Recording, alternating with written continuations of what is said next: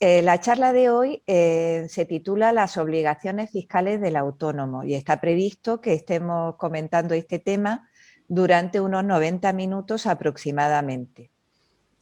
Bienvenidos a todos de nuevo, por si hay alguien que no me había oído dar la bienvenida. Sois todos bienvenidos. A ver. Aquí tenéis una foto de nuestro CADE en Almuñécar, con mis compañeros trabajando. Y bueno, lo primero que tenemos que hacer es comentar pues, que nuestro trabajo como Centro Andaluz de Emprendimiento, que depende está adscrita a la Consejería de Empleo y Formación y Trabajo Autónomo de la Junta de Andalucía, tiene como misión fomentar el emprendimiento y el trabajo autónomo. Y su objetivo general es contribuir a la generación de proyectos empresariales viables y generadores de empleo. Esa es la misión de nuestra empresa y el objetivo de nuestro trabajo. Y, por tanto, vamos a tratar de dar una información que sea de interés para todos vosotros, para todos los autónomos. Vamos a comenzar ya, sin más preámbulos. La sesión de hoy va a distribuirse en 4 bloques. En el primero vamos a ver cómo comunicar ese inicio de actividad a Hacienda. Después dedicaremos los 2 bloques siguientes a los 2 grandes impuestos que nos van a afectar, que son el impuesto de la renta de las personas físicas y el impuesto sobre el valor añadido. Y por último vamos a ver cómo presentar esas declaraciones de impuestos. ¿De acuerdo? Iniciamos, por tanto, con el primer bloque, que es comunicar el alta en la actividad a Hacienda. Bueno, pues cuando cualquier persona va a realizar una actividad económica, eso va a generar una obligación con la Hacienda del Estado, una serie de obligaciones, y la primera de ellas es comunicar el inicio de esa actividad económica. Esa comunicación se va a hacer a través de un formulario que vamos a ver a continuación para que Hacienda realice la inscripción de nuestra actividad en lo que se llama el censo de empresarios, profesionales y retenedores.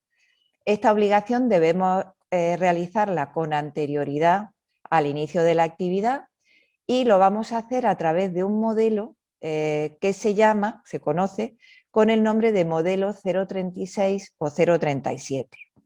036 o 037, que lo tenéis ahí, es el mismo modelo, lo único que el 036 es la versión ordinaria y el 037 es la versión abreviada o reducida de esta misma declaración, ¿de acuerdo? Con este modelo, por tanto, vamos a comunicar a Hacienda que vamos a iniciar una actividad. Vamos a ver las partes que componen este modelo.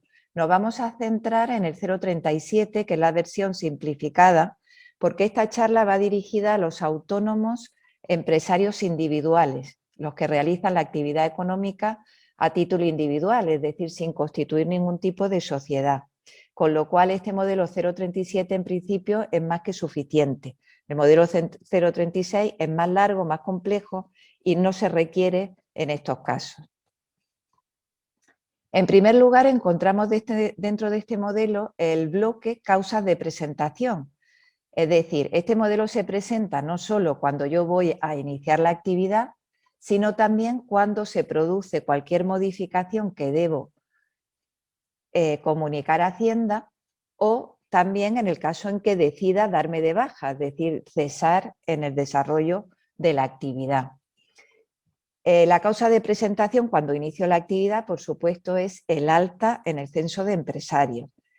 Pero hay que tener en cuenta que una vez que yo inicio la actividad económica, el desarrollo de ese proyecto, de mi actividad económica, se va a ir desarrollando a lo largo del tiempo y se van a producir, perdón, Carmelo, ¿estás pendiente de la sala de espera? Bueno, espero que sí.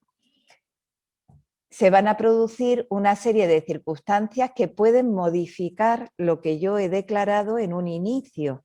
Cuando yo inicio la actividad económica, puedo iniciar una determinada actividad económica en un determinado local, con un número de teléfono, con unas obligaciones desde el punto de vista fiscal, y eso a lo largo del tiempo se puede modificar. Puedo cambiar mi número de teléfono, puedo cambiar de local, etcétera, ¿no? Añadir una nueva actividad, dar de baja otra. Y todo esto serían modificaciones de mi alta inicial. Eso es perfectamente natural, es ley de vida que las cosas van evolucionando y se van modificando. El tema o la cuestión importante es que lo comuniquemos a Hacienda para que en todo momento nuestros datos en el censo estén al día, ¿de acuerdo? En ese caso presentaríamos ese mismo modelo, pero señalando la causa de modificación. Ahora nosotros nos vamos a centrar en lo que es propiamente el alta.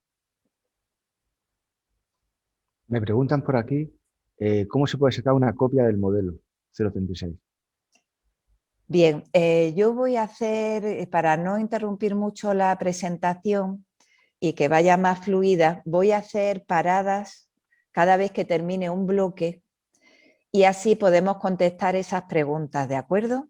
Las preguntas que más se repitan y tal, porque el tiempo es limitado. Pero en concreto a esta pregunta que hace el compañero, pues deciros que al final, en el último bloque, vamos a ver cómo presentar estas declaraciones, tanto la de alta como las que se produzcan desde el punto de vista de los impuestos, el impuesto de la renta, el impuesto del IVA, cómo acceder a esas declaraciones, lo vamos a ver en el último bloque, ¿de acuerdo? Y ya podéis descargaros en ese bloque, podréis ver los enlaces para descargaros los formularios, rellenarlos online, etcétera. Eso es contenido del último bloque de esta charla. Bien, entonces seguimos. Hemos visto que el primer bloque era las causas de presentación de este modelo. Ahora en el segundo bloque nos vamos a identificar con todos nuestros datos. Como podéis ver, también se prevé ya el comunicar un teléfono y una dirección electrónica para que ya nos vengan los avisos de Hacienda, y también podremos poner un domicilio a efectos de notificaciones, si no es el de nuestra residencia o el domicilio fiscal. En un tercer bloque vamos a tener que señalar cuál es el método que elegimos, en el caso de que podamos elegir, el método que se nos va a aplicar a efectos del impuesto de la renta de las personas físicas. Esto va a ser objeto del contenido del segundo bloque, donde vamos a ver cuáles son los métodos que existen y en qué medida se nos aplican. En un cuarto bloque veremos, rellenaremos la parte correspondiente al impuesto sobre el valor añadido, en el que también existen una diversidad de regímenes que pueden ser de aplicación y tendremos que señalar el que corresponda. Esta parte será objeto de la charla en el tercer bloque, donde veremos un poco más ampliamente el impuesto sobre el valor añadido. Luego tenemos un quinto bloque en el que se hace referencia a las retenciones e ingresos a cuenta. Estas retenciones e ingresos a cuenta se producen, son obligaciones que se generan cuando nosotros nos damos de alta como autónomos, porque Hacienda nos coloca en el lugar de recaudador, es decir, sin poder elegir, sin que podamos decir que no a esto, Hacienda nos obliga a actuar como recaudadores de otros impuestos, porque como autónomos nos vamos a relacionar con otras personas, bien sean, por ejemplo, trabajadores por cuenta ajena que contratemos, bien sean propietarios del local que arrendamos, bien sean otros profesionales con los que nos relacionamos en nuestra actividad, por ejemplo, un gestor. A todas estas personas les tenemos que hacer nosotros como autónomos un pago. El pago de su nómina al trabajador, el pago de la renta al propietario o el pago de los servicios al profesional. Pues en estos casos Hacienda nos obliga a que cuando paguemos no paguemos el 100% de la factura, sino que retengamos parte a cuenta de la renta de esas personas. Y después eso generará la obligación de ingresar ese dinero que hemos retenido en las arcas de Hacienda.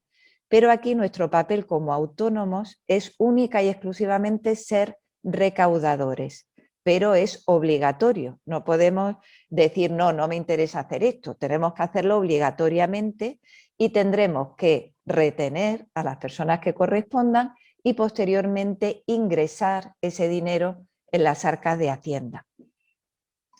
Bien, y un sexto bloque que contiene este modelo 037, en el que vamos ya a declarar en concreto qué actividad o actividades vamos a desarrollar y dónde las vamos a desarrollar.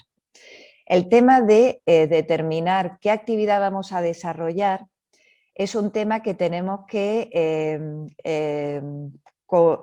consultar con Hacienda o directamente en el CADE, que nosotros prestamos estos servicios, porque existe una codificación, ¿no? Cuando veis aquí que veis descripción de la actividad, pues ahí pondremos cómo se define esa actividad y luego tenemos el grupo o epígrafe sección IAE. Esto es una codificación, un código de 3-4 dígitos numéricos que corresponden a cada actividad, ¿de acuerdo? Y luego también vamos a determinar dónde se desarrolla esa actividad, porque podemos desarrollarla bien en un local determinado o la podemos desarrollar a domicilio, por ejemplo, un repartidor, y entonces no tiene local, sino que la actividad se desarrolla fuera de local, o yo trabajo por internet y la actividad la desarrollo en mi casa, y entonces voy a tener un local indirectamente afecto a mi actividad, donde voy a desarrollar pues, tareas administrativas, de dirección, o voy a tener, por ejemplo, un local dedicado al almacén. No va a ser propiamente el local donde realizo la actividad, sino un local indirectamente afecto. Pero todo eso hay que determinarlo en este modelo 037 y en concreto en este apartado número 6. Con esto completaríamos lo que es la declaración censal. Una vez que estuviera completa, pues la entregaríamos en Hacienda. Ya vamos a ver en el último bloque de qué modos podemos hacer esta comunicación a Hacienda. ¿De acuerdo? Entonces aquí terminaría este primer bloque que hemos titulado Alta en la actividad. Y entonces aquí, no sé, Carmelo, si me puedes decir si hay alguna consulta que podamos resolver. No, ahora mismo no hay ninguna consulta. No hay ninguna consulta, entonces continuamos, ¿de acuerdo? Vamos con el segundo bloque. Voy a controlar un poco el tiempo. Bien, vamos muy bien de tiempo. Bien, el segundo bloque sería el dedicado al impuesto de la renta de las personas físicas.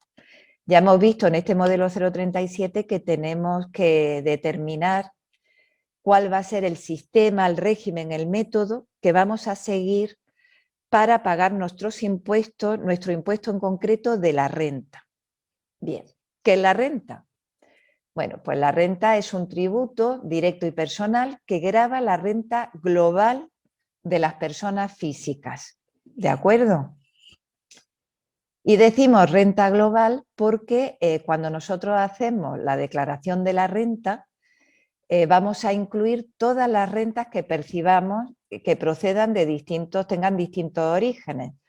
Esos distintos conceptos son, por ejemplo, todos los rendimientos que hayamos obtenido de nuestro trabajo. Aquí hace referencia al trabajo por cuenta ajena.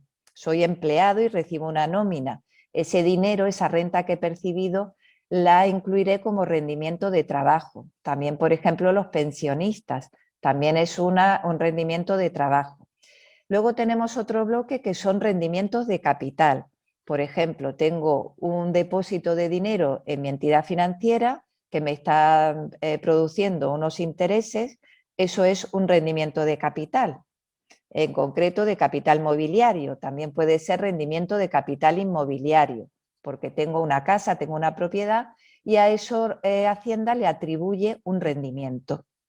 También pueden ser ganancias y pérdidas patrimoniales. Si yo tengo un bien y lo vendo, puede ser que gane dinero o que pierda.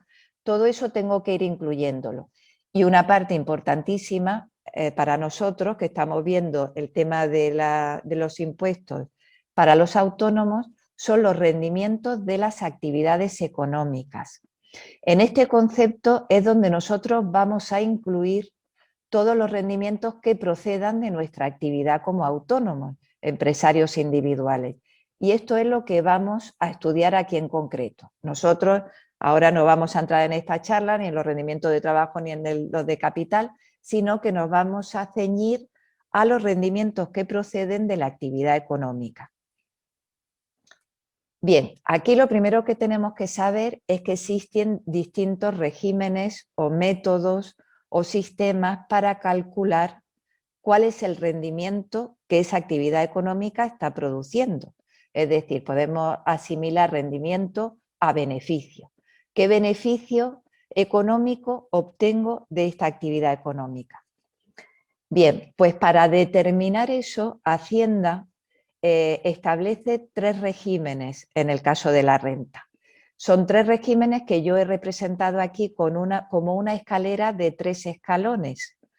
Y esto lo he hecho con la intención de que veáis que el primer escalón, el más bajo de la escalera, es el escalón más básico, el que menos obligaciones registrales y contables me va a generar. Es como un sistema muy sencillo. Y este sistema o régimen se llama de estimación objetiva. Es el régimen que se conoce como módulos popularmente. Si yo doy un paso más arriba en la escalera, me voy a encontrar con el régimen de estimación directa simplificada. Es un régimen, por tanto, un poquito más complejo que el régimen de estimación objetiva. Y por último, en el escalón más alto de esta pequeña escalera, nos encontramos con el régimen de estimación directa normal, que es aún un poco más complejo que los 2 anteriores. ¿Qué ocurre? ¿Por qué lo he representado con una escalera? Bueno, pues lo he hecho porque en esta escalera a nosotros solo nos está permitido subir peldaños. Es decir, nosotros podemos aumentar la complejidad o el número de obligaciones que tenemos en relación al sistema para calcular nuestro rendimiento o beneficio económico. Pero si Hacienda nos dice que por nuestra actividad nosotros debemos estar, por ejemplo, en el régimen de estimación directa normal, nunca podemos bajar de escalón. Por eso la flecha de subida está en verde y sin embargo la flecha de bajada está tachada, está prohibido, es decir, no se puede. Hacienda no lo permite. Tenéis que tener en cuenta que todo el tema de la fiscalidad es un tema que se rige por el principio de legalidad, es decir, cualquier impuesto que se pretenda, la administración pretenda cobrarnos debe estar regulado en una ley y esa ley va a determinar todo el procedimiento de aplicación de este impuesto, incluido en qué régimen estoy. Lo que ocurre es que si yo estoy en el régimen más básico, Hacienda siempre me va a permitir subir y acogerme a un régimen un poco más complejo, pero no al revés. ¿De acuerdo? Bien, esto es importante que lo tengamos claro, por eso hago un poco hincapié ahí. Luego también es posible que cuando nosotros nos damos de alta como autónomo y ejercemos una actividad económica, no solo ejerzamos una actividad económica, sino podemos ejercer varias.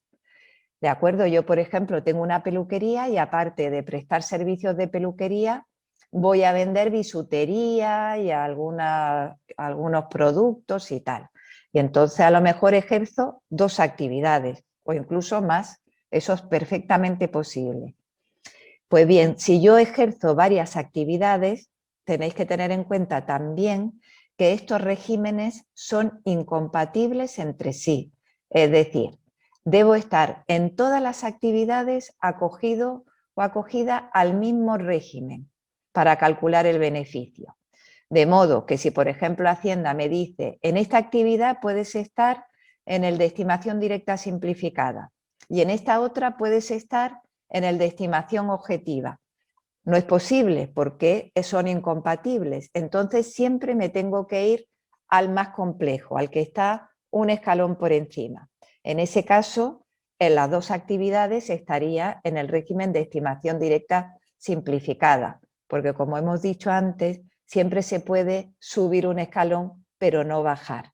En este caso, en que ejerzamos varias actividades y cada una de ellas, por las reglas de aplicación, podrían estar en regímenes diferentes, pero al ser yo la misma persona la que ejerce las dos actividades, debo estar en el mismo régimen para las dos y debo acogerme a aquel que esté en el peldaño superior.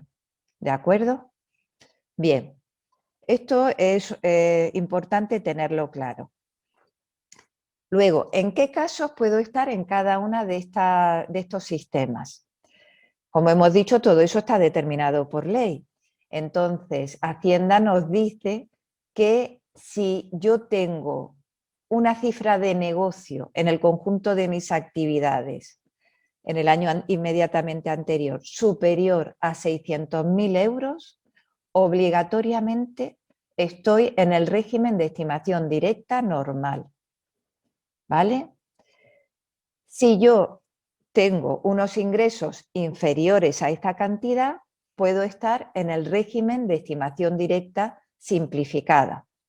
Y estaré en este régimen pues siempre que mis ingresos no superen este importe de los 600.000 euros, siempre que no renuncie, porque si renuncio subo de escalón y entonces estaré en el régimen de estimación directa normal, o en el caso en que alguna otra actividad que yo desarrollo estuviera en el régimen de directa normal. Con lo cual, al ejercer dos actividades, una está en directa normal, otra en simplificada, me tengo que ir siempre a la que está en el escalón superior. Y eso me obligaría que en las dos actividades estaría en el régimen de estimación directa normal. ¿Vale? Y por último, en el régimen de estimación objetiva o módulos, en este caso, para poder acogerme a este sistema, que es el más sencillo, debe estar recogida mi actividad expresamente en la regulación de este sistema. Es decir, cada año Hacienda publica, el Ministerio de Economía publica una orden que regula el régimen de módulos. Y en esta orden que regula el régimen establece qué actividades pueden estar acogidas a él.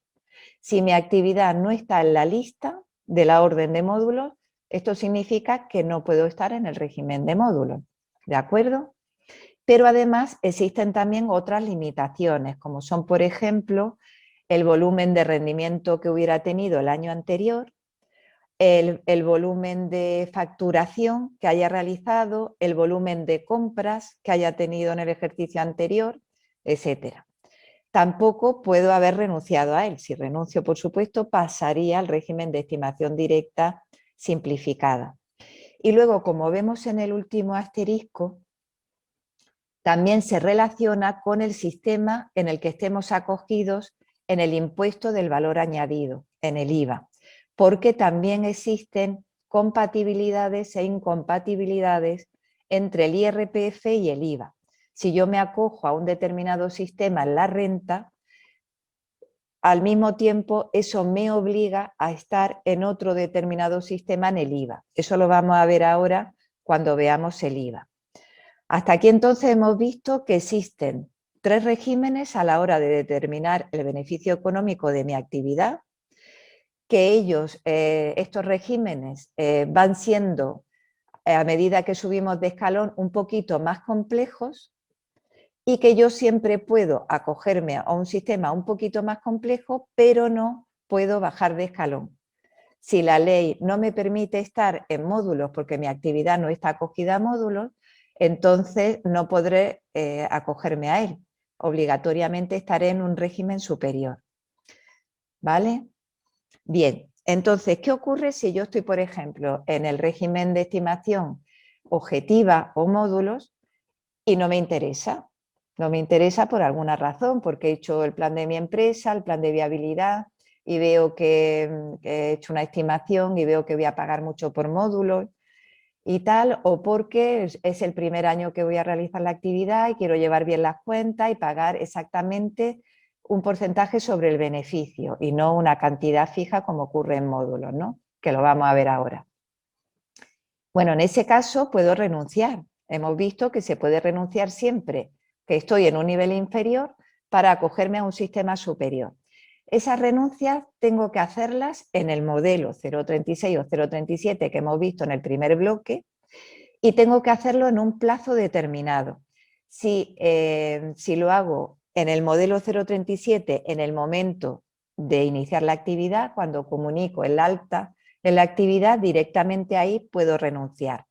Si lo quiero hacer en un momento posterior, puedo hacerlo en el mes de diciembre anterior, en el mes de diciembre del año en curso para que tenga efecto al año siguiente, o puedo hacerlo también cuando hago mi primera declaración trimestral.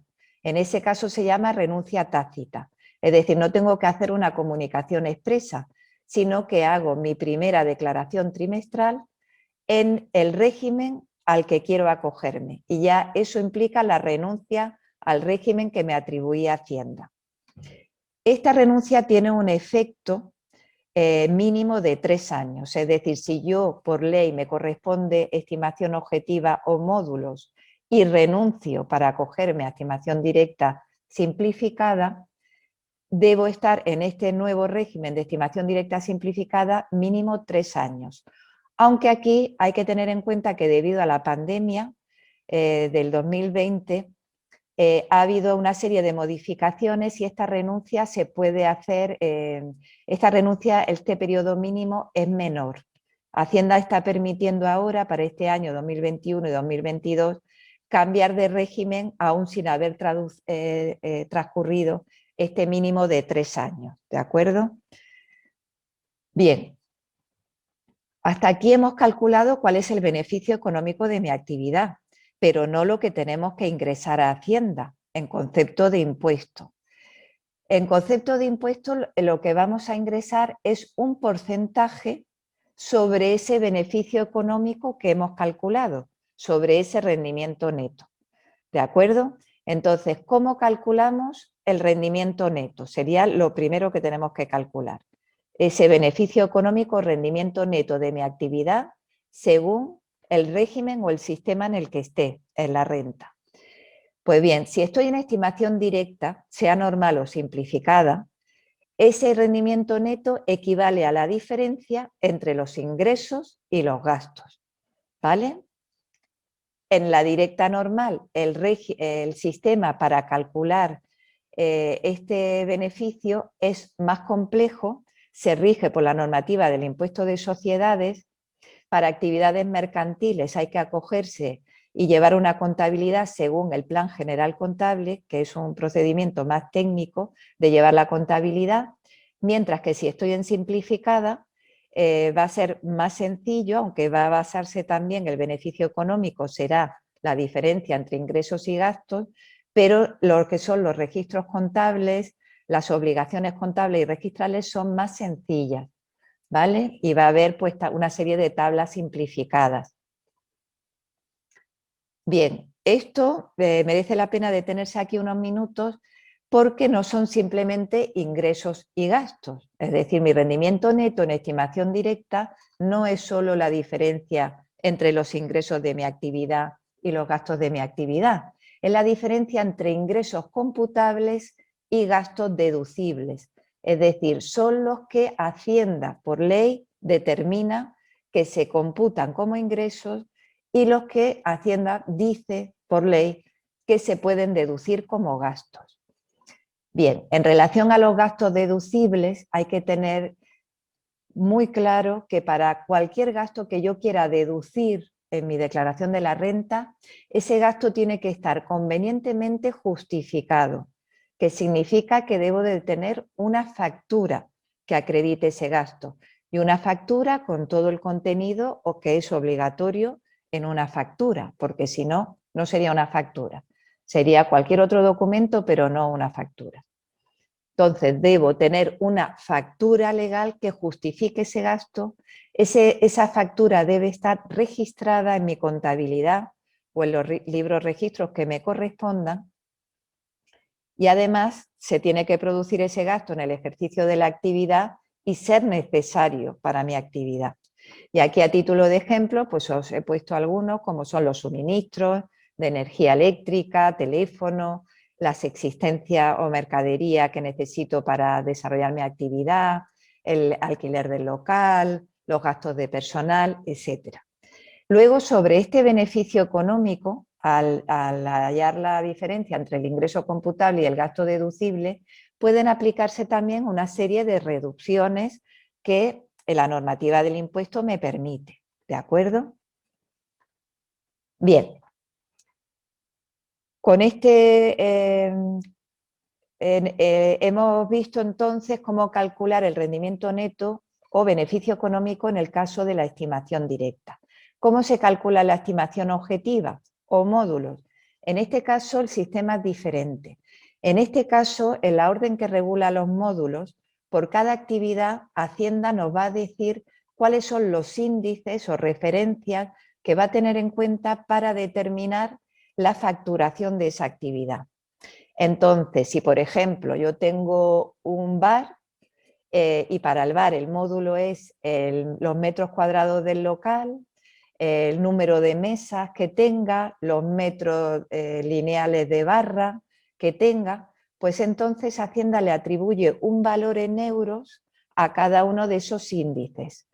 Y ese valor en euros yo lo multiplico por el número de unidades que yo tenga. Si, por ejemplo, Hacienda dice que por cada metro de barra, cada metro de barra genera 1.000 euros de beneficio, o sea, de rendimiento neto o beneficio económico, entonces esos 1.000 euros, si yo tengo 5 metros, lo tendré que multiplicar por 5. Total que mi barra me va a generar 5.000 euros de rendimiento neto o beneficio. Y así lo va determinando por cada índice o módulo. Una vez que yo he hecho el cálculo de cada uno de ellos, lo sumo y eso será el rendimiento neto anual de mi actividad. ¿De acuerdo? Así calcula Hacienda el rendimiento neto en el caso en que esté acogido a este régimen de módulos o estimación objetiva. Bien, una vez que yo ya he calculado ese rendimiento neto o beneficio económico, eso no es lo que yo tengo que pagarle a Hacienda, eso es lo que se supone que yo he ganado con mi actividad. Ahora tendré que calcular el pago que tengo que realizar a Hacienda. Y ese pago lo tendré que hacer trimestralmente. Por cada trimestre tendré que hacer un pago fraccionado a cuenta de lo que luego resulte a pagar en mi declaración anual de la renta, que haré al ejercicio siguiente. Bien, pues cada trimestre calcularé mi pago fraccionado. Y el pago fraccionado o cantidad a ingresar a Hacienda, en el caso de estimación directa, equivale al 20% de ese rendimiento neto que hemos calculado, que sería la diferencia entre los ingresos computables y los gastos deducibles menos las reducciones que correspondan. Sobre esa cantidad yo ingresaré trimestralmente el 20% a Hacienda. Este pago fraccionado se desarrolla en un modelo que os he puesto ahí entre paréntesis, el modelo 130. Eso es para que lo identifiquéis. Luego en el último bloque vamos a ver cómo localizar ese modelo. En la estimación objetiva no se paga el 20%. En la estimación objetiva se paga el 4% de ese rendimiento neto cada trimestre. Ese es el tipo general o el porcentaje general que se aplica. Pero si yo soy un autónomo con un solo asalariado, ingresaré el 3% de ese rendimiento neto cada trimestre y si ni siquiera dispongo de un trabajador, sino que soy un autónomo que no tiene trabajadores, ingresaré un 2%. ¿De acuerdo? Y eso lo haré en el modelo 131. Bien, en el caso de actividades agrícolas he puesto ahí un asterisco para la estimación directa, lo que se ingresa es un 2%, ¿vale? Del volumen de ingresos del trimestre. Muy bien. Eso sería lo que tendría que pagar a Hacienda cada trimestre. Cada trimestre, pues haríamos ese modelo de declaración que hemos dicho, la estimación directa al 130, en la estimación objetiva al 131, y lo haríamos en los 20 días siguientes a que finalice el trimestre natural. Ejemplo, primer trimestre natural, enero, febrero y marzo. ¿Cuándo tengo que presentar mi declaración? Pues del 1 al 20 de abril, es decir, los 20 primeros días del mes siguiente. Primer trimestre natural del 1 al 20 de abril, segundo trimestre natural del 1 al 20 de julio, tercer trimestre natural del 1 al 20 de octubre y entre el 1 y el 30 de enero del año siguiente, el trimestre correspondiente al último trimestre natural del año, octubre, noviembre y diciembre. Hay que tener en cuenta que las declaraciones hay que presentarlas siempre, aunque en ese periodo no haya tenido actividad o haya tenido pérdidas o no haya tenido ningún ingreso, la declaración hay que presentarla siempre, mientras yo estoy de alta en el censo de empresarios ejerciendo una actividad económica, ¿vale? Y debo comunicar a Hacienda cómo me ha ido en el trimestre. Si no he tenido ganancias, pues no tendré que pagar, pero la declaración hay que presentarla. Y anualmente haré mi declaración en la que incluiré no solo las rentas por mi actividad económica, sino el conjunto de mis rentas en mi declaración anual, del 1 de abril al 30 de junio. ¿De acuerdo? Bien, pues hasta aquí es lo que quería contaros de la renta. Haciendo una pequeña recopilación, hemos visto que según la actividad y según unos requisitos que Hacienda reglamentariamente establece, como el volumen de facturación, etcétera, la actividad en concreto que sea, me va a asignar un régimen. Hay 3 regímenes, cada uno de ellos un poquito más complejo que el anterior. Yo siempre puedo renunciar al régimen que me atribuye Hacienda para estar en un régimen un poco más complejo, pero no al revés. Y los pagos que tengo que hacer a Hacienda, primero debo calcular cuál es el beneficio económico, que dependiendo del régimen se calcula de un modo u otro, y una vez que he calculado ese rendimiento neto, voy a calcular el pago fraccionado que debo realizar cada trimestre, que según el régimen será un 20% o un 2, 3, 4%. ¿De acuerdo? Vamos a ver ahora si hay preguntas en el chat. Maribel, me preguntan por aquí, ¿es verdad que el régimen de módulos quieren ir eliminándolo? Pues según yo tengo entendido, sí. La verdad es que lo han ido restringiendo cada vez más porque ha dado lugar a muchos fraudes y la verdad es que los comentarios que se oyen son esos, que se quiere eliminar. Y también me dicen por aquí si podía repetir los 3 regímenes. Ya no sé muy bien a qué se refiere con esa pregunta. Muy bien, vamos a volver entonces, perdonadme un segundo, vamos a volver a la escalera, ¿no? Para verlo. A ver.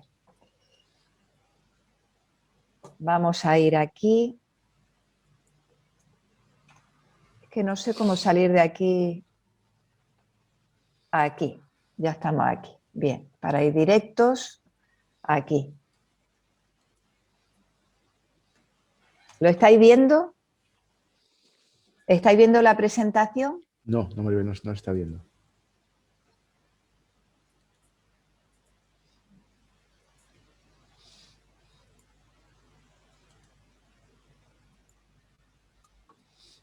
Ahora sí. Ahora sí, ¿no? Gracias, Carmelo. Bien, supongo que es esto, ¿no? Lo que me estáis preguntando. Tenemos 3 regímenes a efectos del pago del impuesto de la renta. Los autónomos empresarios individuales. Podemos estar en el régimen de estimación objetiva o módulos, que es el régimen más sencillo. Para estar en él debe estar incluida nuestra actividad en la orden que regula este régimen. Si nuestra actividad no está incluida, no podemos elegir este régimen. ¿Vale? En segundo lugar, en el segundo peldaño tenemos la estimación directa simplificada, que es un poquito más complejo el sistema a efectos registrables y contables, ¿no? Porque en estimación objetiva o módulos tengo menos obligaciones que en directa simplificada. No vamos a entrar ahora en el detalle porque no es el objeto de esta charla, pero sí que quede claro que cada régimen ahí, a medida que vamos subiendo en la escalera, va siendo un poquito más complejo.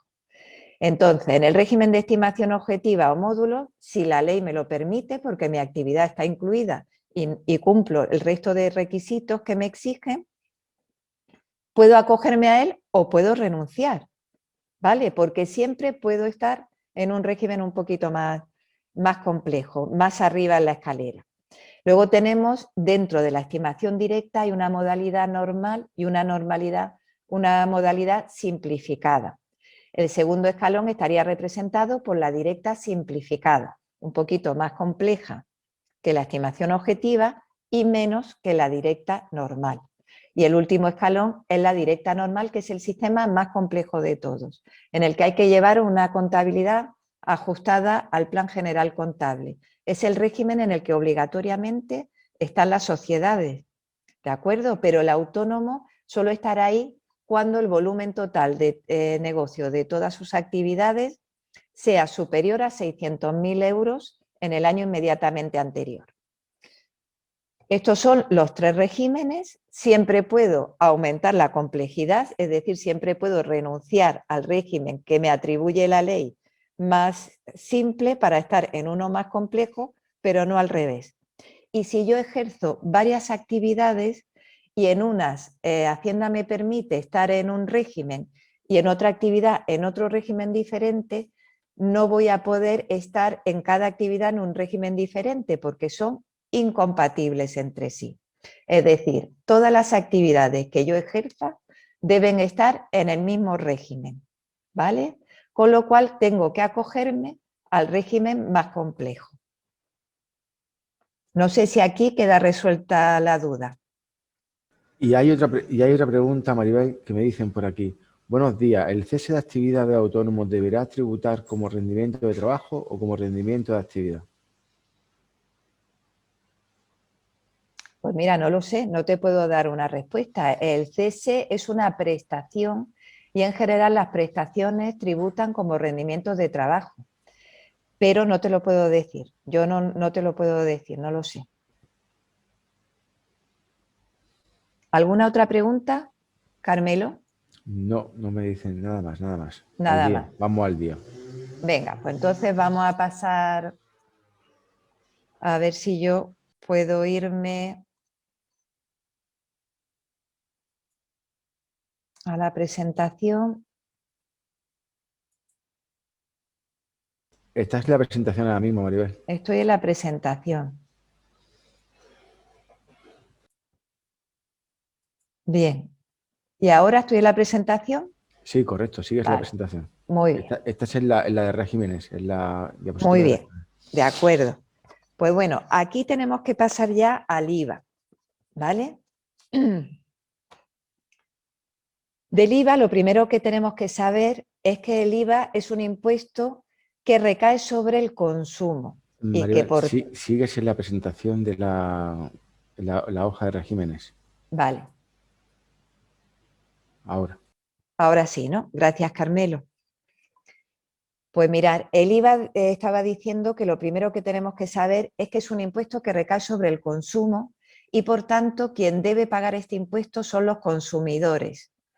¿De acuerdo? La persona que desembolsa el dinero para el pago de este impuesto es el consumidor final. Es decir, si nosotros somos autónomos, empresarios individuales, el impuesto lo paga nuestro cliente.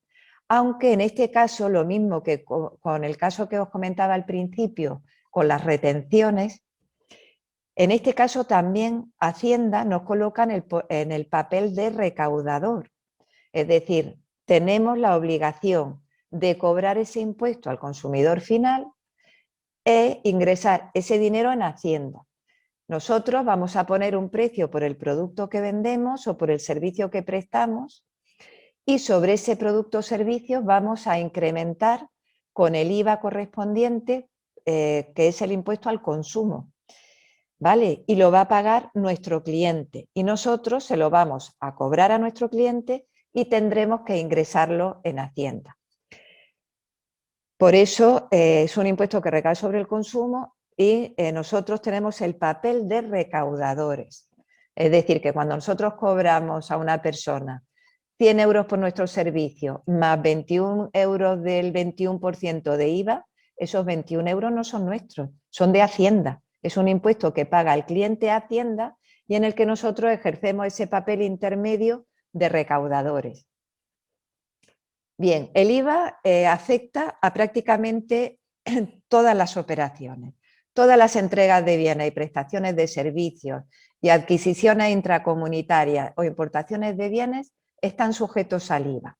No obstante, hay una serie de actividades que están exentas o no sujetas a IVA. Os voy a comentar alguna a título de ejemplo. Por ejemplo, vamos a ver. Una actividad no sujeta sería las operaciones realizadas por la administración pública o cuando yo entrego un bien o presto un servicio con fin de promoción. Es decir, doy un producto, una muestra gratuita, hago algún servicio gratuito para promocionar mi actividad. Si son promocionales no hay precio, no hay IVA. ¿De acuerdo? Es decir, esa sería una actividad que no está sujeta a IVA. Y luego hay actividades que estando sujetas a IVA están exentas, como por ejemplo la asistencia que nos prestan los médicos, los servicios médicos, no están sujetos, están exentos de IVA. O también cuando en el desarrollo de servicios profesionales se generan derechos de autor. Entonces, si hay derechos de autor, no se cobra tampoco IVA, ¿vale? Existen una serie de actividades o supuestos en los que el IVA no se paga. Todo esto yo ahora cuando entremos en la página de Hacienda, en el último bloque os voy a enseñar enlaces para que podáis ampliar toda esta información, ¿vale? Y podáis ver exactamente todas las actividades que no están sujetas o están exentas de IVA o otras cuestiones que queráis ampliar. Bien, aquí en el tema del IVA existen más regímenes que en la renta. Tenemos el régimen que se denomina general, que como su nombre indica es el más genérico, que se aplica siempre que no tengan aplicación el resto de regímenes especiales.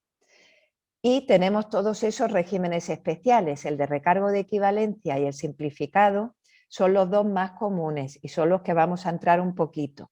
Y el resto normalmente se aplican a actividades en concreto, como las agencias de viaje, la agricultura, los bienes usados, que tienen un régimen de IVA especial, ¿vale? Nosotros aquí vamos a pararnos un poco en el general, en el de recargo de equivalencia y en el simplificado, que son los más comunes, que afectan al autónomo empresario individual. Bien, aquí la cosa se nos complica un poco con el tema de la compatibilidad e incompatibilidad, porque aquí, como veis en este cuadro que he preparado, ya no solo tenemos que tener en cuenta que si tenemos varias actividades y cada actividad le corresponde un régimen de IVA, hay regímenes de IVA que entre sí son incompatibles, sino que tenemos que también cuadrarlo con el régimen que hemos elegido en la renta, porque hay determinados regímenes de IVA que son incompatibles o compatibles con los de la renta y viceversa. Vamos a ver, yo he preparado este cuadro en el que en la parte azul vemos las compatibilidades e incompatibilidades del IVA. El régimen simplificado, el régimen especial simplificado de IVA es compatible si yo ejerzo otras actividades que estén en el régimen de recargo de equivalencia o en el de agricultura, ganadería y pesca, pero no es compatible con el resto de regímenes que hemos visto, ¿vale? Incluido el régimen general. No puedo estar en una actividad en el régimen general y otro en el régimen simplificado. Si ejerzo varias actividades en relación al IVA. Ahora vamos a relacionarlo ya con la renta. Yo, por ejemplo, estoy en una actividad en el régimen simplificado y estoy en otra actividad en el régimen de recargo de equivalencia. En ese caso, yo podría estar en la renta en el régimen de estimación objetiva, pero no en el régimen de estimación directa. Si yo quiero estar en el régimen simplificado en el IVA, obligatoriamente tengo que estar en estimación objetiva en la renta. Y esto es así porque tanto la estimación objetiva de la renta como el régimen especial simplificado de IVA, son los conocidos como regímenes de módulos y prácticamente funcionan del mismo modo, ¿de acuerdo? Y tienen que ir al unísono, acompasados, es decir, si yo quiero estar en módulos en IVA, obligatoriamente estaré en módulos en la renta, ¿de acuerdo? Y al contrario, si yo quiero estar en IVA, en la parte azul, quiero estar en el régimen general, y la ley me lo permite, obligatoriamente voy a estar en estimación directa en la renta y no podré elegir la estimación objetiva. ¿De acuerdo? Yo este cuadro lo he hecho de la forma más sencilla para que podáis entender esas relaciones de compatibilidad e incompatibilidad que se establecen entre estos dos impuestos. Es decir, por un lado tenéis que tener en cuenta que en el caso en que yo ejerza más de una actividad, la compatibilidad entre los regímenes de un mismo impuesto.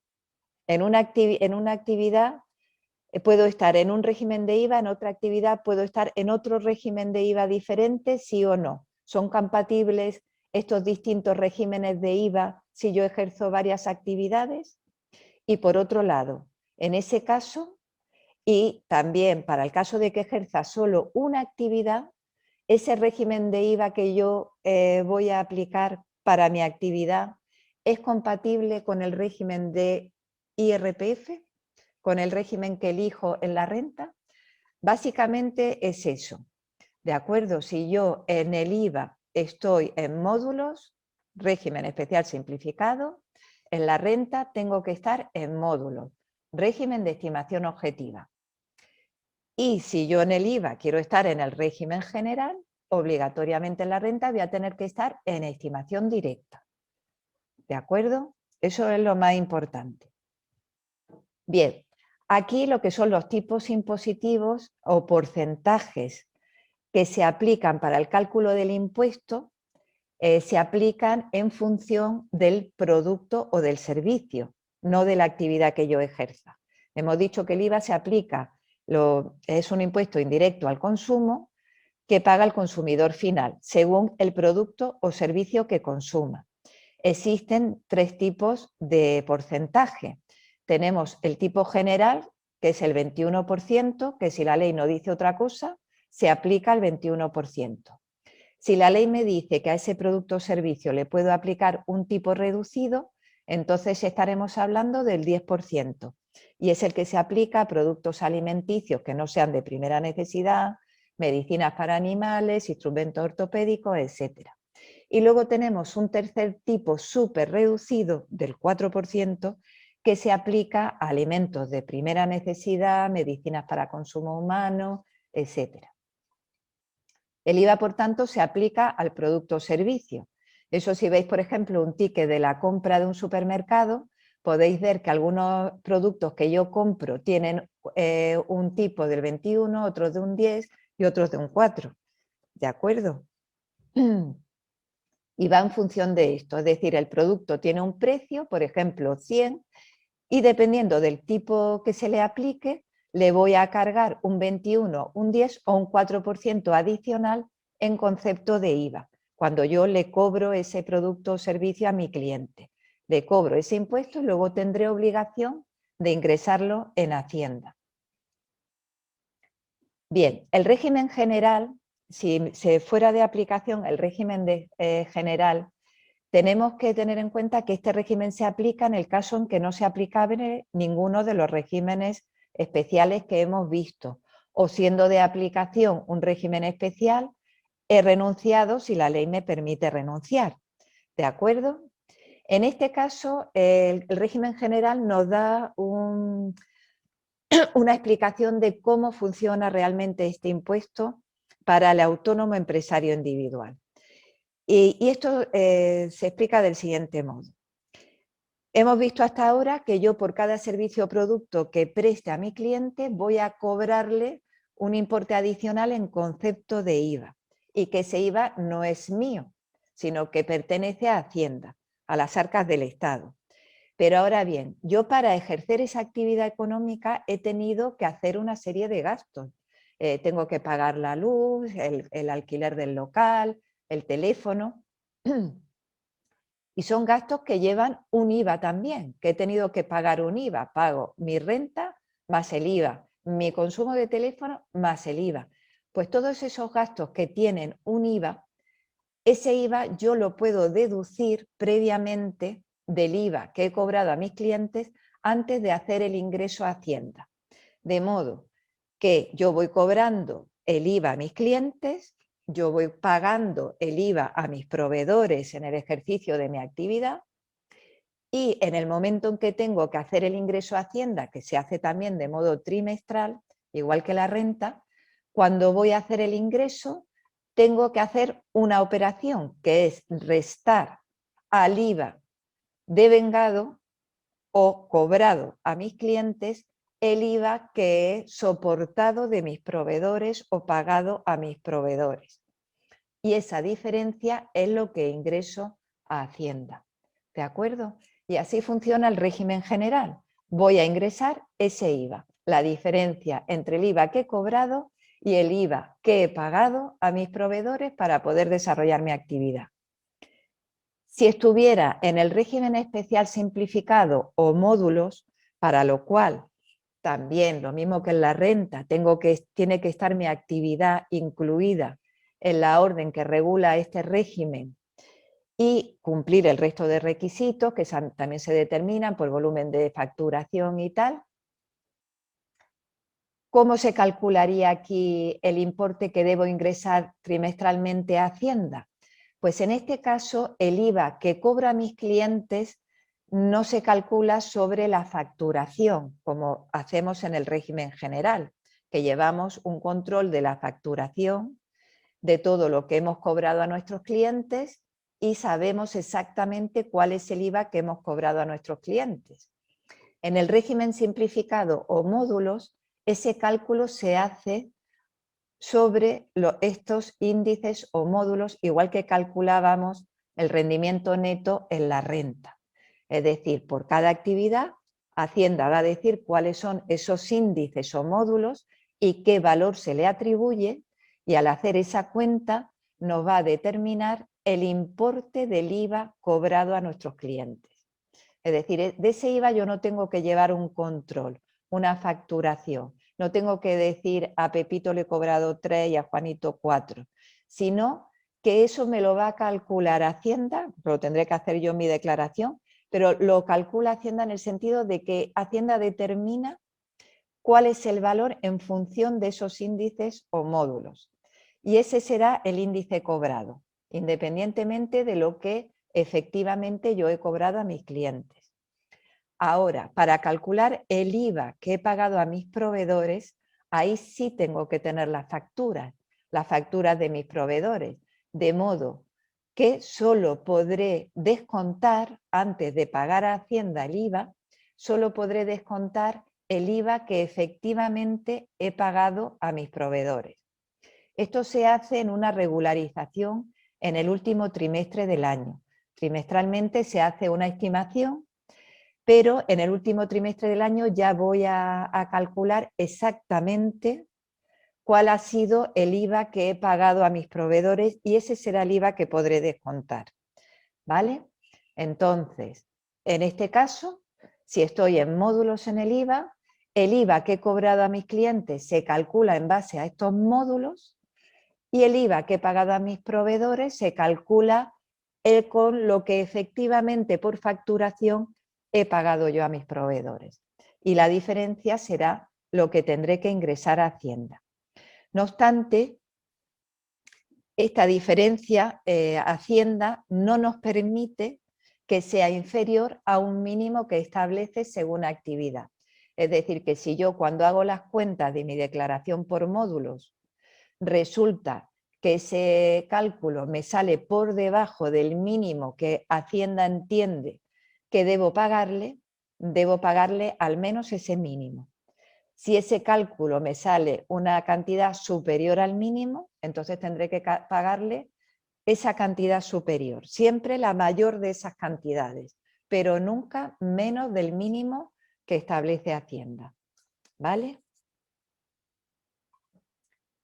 Y por último vamos a ver lo que es el recargo de equivalencia, que es otro régimen, en este caso un régimen obligatorio, en el sentido de que al régimen especial simplificado yo puedo renunciar y acogerme al régimen general, pero en este caso no se puede renunciar. Este es un régimen obligatorio para los autónomos, empresarios individuales que realicen una actividad de comercio al menor.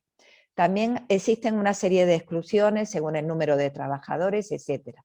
Pero un autónomo, empresario individual que estoy solo, tengo un trabajador, este régimen es obligatorio. Es un régimen de IVA en el que Hacienda va a ser una cuenta muy sencilla y yo me voy a librar como autónomo de hacer declaraciones de IVA, de llevar libros o controlar la facturación de ese IVA y de hacer la declaración trimestral del IVA. Si yo estoy en este régimen, yo no tengo que hacer declaración trimestral del IVA. Y no tengo que hacerla porque yo voy a pagar un extra sobre el IVA que pago a mis proveedores, les voy a pagar un extra o recargo de equivalencia adicional que equivaldría a esa diferencia que hay entre el IVA que he cobrado a mis clientes y el IVA que he pagado a mis proveedores. Y entonces Hacienda entiende que pagando este extra yo ya he cumplido con mi obligación respecto del IVA y ni siquiera tengo que hacer una declaración trimestral. ¿De acuerdo? Entonces, ese IVA, el IVA sigue siendo el mismo, es decir, tipo general 21%, el reducido al 10% y el super reducido al 4%, dependiendo del producto o servicio que consuma ese cliente, pero cuando yo le pago bueno, en este caso no es servicio, perdón, porque estamos hablando de comercio minorista, es siempre un producto. Cuando yo compro la mercadería,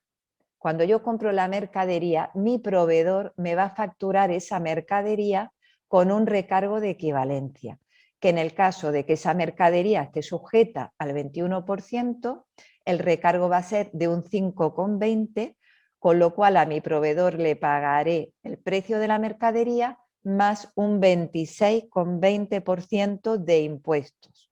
Con eso yo ya he cumplido mis obligaciones en relación al IVA. ¿De acuerdo? Si el tipo fuera del 10, el recargo es del 1,40 y si fuera del 4, el recargo es del 0,50. Pagando ese recargo a mis proveedores, yo cumplo con mis obligaciones respecto del IVA. Y vuelvo a repetir que este régimen no se elige. Este régimen es obligatorio, no se puede renunciar para los autónomos, empresarios individuales que se dediquen a la actividad de comercio al menor.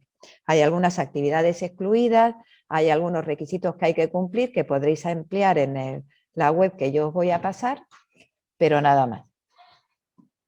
Bien. La charla me está comentando mi compañero que ya vamos un poco justo de tiempo, ya estamos terminando. Prácticamente la charla es de 90 minutos, con lo cual todavía tenemos para el cuarto bloque sin problema. Muy bien, gracias Carmelo. En este caso, este régimen, al ser obligatorio, es compatible con el régimen, con el resto de regímenes en el caso de que ejerza más de una actividad económica. ¿De acuerdo? Bien, el periodo impositivo es el mismo. Yo tendré que realizar declaraciones trimestrales en los mismos plazos, es decir, en los 20 días siguientes al trimestre natural vencido sobre el que voy a presentar la declaración. Siempre es obligatorio presentarla, salvo en el caso que esté acogido al recargo de equivalencia, como hemos visto. El último trimestre se realiza del 1 al 30 de enero del mes siguiente y anualmente también se hace una declaración anual de IVA que se realiza también en el mes de enero del año siguiente. Muy bien. Bien, con esto terminamos el tercer bloque. Vamos a hacer una pequeña interrupción para ver si hay preguntas en el chat. No hay ninguna pregunta, Maribel. ¿no? No. Y mira que el Bueno, tema da juego. sí, el Te tema dicen, da juego. te dicen por aquí muy clara la exposición, Maribel, gracias. Te Ah, dicen me por aquí. alegro que esté claro, porque es complejo. Yo he intentado hacerlo lo más simple posible para que por lo menos tengáis una idea clara del funcionamiento del tema de los impuestos, ¿no? De estos dos grandes impuestos que vamos a tener que cumplir con esa obligación cuando somos empresarios individuales. Vamos a ver un poco cuáles son las formas que habilita ahora la agencia tributaria para que nosotros podamos presentar esas declaraciones o esos modelos, esas autoliquidaciones, ¿de acuerdo? Empezamos yo con el cuarto bloque, así podemos ver un poquito la página web de Hacienda y podéis tener oportunidad de hacer alguna pregunta más. Bien, en cuanto a la forma de presentación, Hacienda ya nos dice que con carácter general la presentación es telemática, es decir, hay que efectuarla por Internet, aunque se habilitan otros sistemas para que nosotros podamos presentar esos modelos. Se puede hacer en papel, que la página web de Hacienda nos da la opción de rellenar ese modelo, imprimirlo, se genera un PDF, ¿no? Si yo tengo, vamos a ver, vamos a empezar otra vez, en papel. Yo puedo ir a Hacienda, a la oficina de la Administración Tributaria y comprar el modelo en papel, rellenarlo y presentarlo. Eso sería el modo tradicional de toda la vida. Ahora, si tengo un ordenador con acceso a Internet, también puedo hacerlo electrónicamente para presentarlo presencialmente en Hacienda. Ir en lo que se llama la predeclaración. Es decir, yo abro el formulario en la página web de Hacienda, lo relleno, me genera un PDF que puedo imprimir y ese será el modelo que tengo que presentar en la oficina de Hacienda o en la entidad colaboradora, porque si me sale a pagar tendré que llevarlo a mi entidad financiera para realizar el pago y tendré que presentar ese modelo. O también en algunos casos, por ejemplo, la declaración censal se puede enviar por correo certificado, por correo administrativo. Y electrónicamente también haciendo la presentación por Internet. Es decir, ya no solo generando ese PDF para entregarlo en papel, sino haciendo la presentación por Internet sin necesidad de tener que imprimir ni utilizar papel. Para eso tengo que acreditarme o autentificarme en la página web de Hacienda, ¿vale? Y eso existe en varios sistemas, lo vamos a ver ahora. Luego también Hacienda está habilitando otros modos de presentar declaraciones como el SMS o hacerlo telefónicamente, aunque esos sistemas están más restringidos a determinadas declaraciones. ¿Cómo sabemos los sistemas que se me habilitan en cada caso para presentar estas declaraciones? Bueno, aquí tenéis el enlace para entrar en la página de la Hacienda del Estado, agenciatributaria.es. Si yo estoy en la página de inicio, aquí a la derecha tenéis la opción de modelos y formularios. Si yo entro por ahí, me salen todos los modelos y formularios que la página web de Hacienda tiene a disposición de los ciudadanos y de las empresas. En este caso yo he señalado los que hemos estado viendo: el impuesto sobre el valor añadido, el impuesto sobre la renta y censos y certificados. En censos estaría el modelo 036 o 037 que me habéis preguntado antes, ¿vale?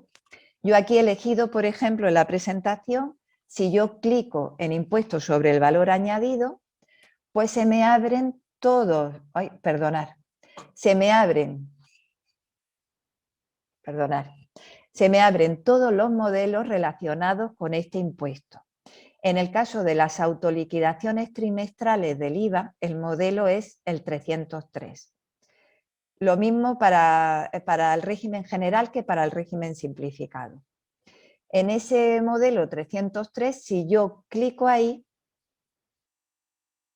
se me abre todas las posibilidades que me ofrece Hacienda en relación a ese modelo. Esto lo haríamos con cada uno de los modelos. Si entro por censos, pues me dará la opción del 036, del 037. Si yo lo abro, se me desplegarán todas las opciones que tengo en relación a ese modelo. Y lo mismo si me meto en el IRPF, pues me saldrá también la opción del modelo 130, del 131, etc. En este caso, en el modelo 303, que es la autoliquidación trimestral del IVA, si veis en trámites, pues me permite, por ejemplo, si desea confeccionar y presentar el modelo de forma electrónica, o si desea imprimir el modelo para su presentación en papel. Yo le voy a dar a la opción que a mí me interese, ¿de acuerdo? Para saber toda la información sobre estos trámites, yo recomiendo empezar por leer la ficha, que es la que está al final. Si yo clico sobre la ficha, me va a dar toda la información sobre ese modelo. En concreto, pues la denominación, tipo de procedimiento, el objeto, información general y tal y que cual. Y al final me dice información vinculada a la tramitación electrónica. Y ahí me va a decir cuáles son los medios por los cuales yo me puedo autenticar para presentar electrónicamente el modelo. En este caso podría hacerlo para el modelo 303 con mi DNI electrónico, con mi certificado electrónico, con mi clave PIN e incluso me da otros, como pueden ser, por ejemplo, no sé si conocéis, a través del número de referencia, etc. Para cada uno de ellos me va a explicar cómo debo hacerlo. Bien. Estamos a 15 minutos de terminar la presentación. Quiero enseñaros la página web de Hacienda, para mí eso es muy importante y luego retomamos la presentación para finalizar y por si hay alguna pregunta. Vamos a ver, esta es la página web de Hacienda, ¿no? La que yo os he puesto en la presentación con el enlace. Aquí tendríamos lo de modelos y formularios. A mí lo que me interesa que veáis aquí es un recurso muy importante que creo que os va a ser de mucha utilidad. Y es este manual, que no lo pone, pero es un manual, actividades económicas. Si yo clico aquí, que como veis está al final de la página de inicio de Hacienda, clico aquí, me sale este manual de actividades económicas y me va saliendo toda la información de todo lo que yo quiera saber. Por ejemplo, aquí sobre la declaración censal, todos los modelos y tal, cuándo presentarlo, dónde, impuesto de la renta de las personas físicas, los distintos sistemas, cómo se calcula, qué obligaciones contables y registrales tiene. Por ejemplo, vamos a ver, en la estimación objetiva, si yo estoy en la renta, ¿qué obligaciones contables y registrales tengo? Pues aquí me dice, es obligatorio conservar durante el plazo la factura emitida, recibida y tal. A aplicar si practico amortizaciones, libro registro de bienes de inversión. Todo lo que necesites saber. Impuesto de la renta, tengo todo sobre el impuesto sobre el valor añadido. Por ejemplo, aquí lo que hemos visto, qué actividades no están sujetas al IVA, qué actividades están exentas de IVA, ahí las tenéis todas. Recargo de equivalencia, quién se aplica, en qué consiste, modelo de autoliquidación. Es decir, aquí podéis ampliar, luego vienen el resto de regímenes. Otra información muy importante, las facturas. ¿Quién tiene obligación de facturar? ¿Qué requisitos debe tener una factura para que Hacienda la dé como buena? Número y en su caso serie, fecha de expedición, etcétera. Recurso importantísimo, manual de actividades económicas que tenéis en la página de inicio al final, actividades económicas. Y lo que hemos visto, modelos y formularios, si yo, por ejemplo, como nos preguntaba el compañero, ¿cómo localizo el modelo 036? Pues me voy, como lo he hecho muy rápido quizá, vámonos otra vez a la página de inicio. Modelos y formularios, censos y certificados. Me he ido de más. 036, 037. ¿Qué quiero hacer yo? ¿Presentar el modelo 036? ¿Hacer una consulta? ¿Consultar y modificar mis datos censales? ¿Aportar documentación? Aquí tengo la ficha. Ahí tengo todo. Por ejemplo, lo que quiero hacer cuando veis presentación por lote, esto es lo que suelen utilizar las gestorías. Si yo quiero cumplimentarlo y presentarlo telemáticamente, debo autenticarme, ¿vale? Si lo que quiero es presentarlo y obtener un PDF, me iría aquí y se me abriría como un programa de ayuda que tengo que ir rellenando y al finalizar me generaría un PDF. ¿Vale? Yo creo que con esto se cumplen los objetivos de esta charla. Muchísimas gracias por vuestra atención, por vuestra participación. Me alegra saber que ha sido útil para algunos de vosotros, espero que para muchos.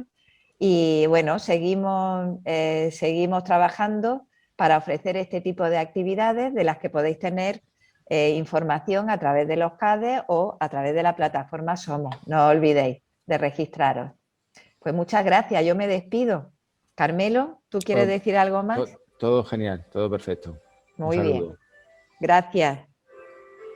Finalizamos entonces la sesión.